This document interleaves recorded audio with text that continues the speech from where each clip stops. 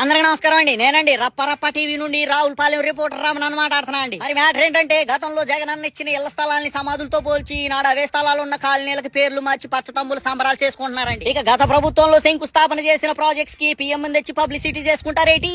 ఇది అట్టా ఉందంటే పక్కింటోడి పుట్టిన బిడ్డకి బారసాల బాబోర్ చేసినట్టుందండి. ఇక భారీ బడ్జెట్ సినిమాలకి టికెట్ రేట్స్ పెంచేసి రాష్ట్రానికి ఆదాయాన్ని తేవాలన్న ఆలోచన కలిగిన మేధావులకి సంవత్సరం అంతా కష్టపడి పండించిన ధాన్యానికి గిట్టుబాటు ధరలు కల్పించి రైతన్నలకు అండగా నిలవాలన్న ఆలోచన లేకపోయాయి. మరానాడు సర్కారు బడిలో పేదోడు బిడ్డలు ఇంగ్లీష్ మాట్లాడితే హేళన చేసిన పచ్చ మీడియాలు ఈనాడు నారావారి వారసుడు ప్రతిభ మీద పెద్ద పెద్ద డిబేట్లు ఎట్టి మోసేస్తున్నారండి. ఇక్కడ వింతేటంటే పార్టీకి మధ్య వివక్ష చూపే మీడియా ఛానల్ ఉండడం కామనేనండి.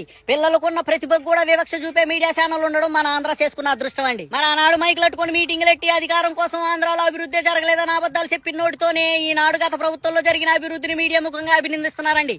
దీన్నే మా ఊర్లో కర్మ బూమరాంగ్ అంటారండి. ఇక యానిమల్స్ కూడా అంబులెన్స్ ఎట్టిన జన్నేతను కాదని బకాయిలు కట్టలేక ఆరోగ్యశ్రీ ఎత్తేసిన బాబోని నమ్ముకున్నందుకు ఈ 5 ఏళ్లు అనుభవించక తప్పదని పలువురు విశ్లేషకులు గుసగుసలాడుతున్నారని సమాచారం అండి. ఉంటాండి మరి.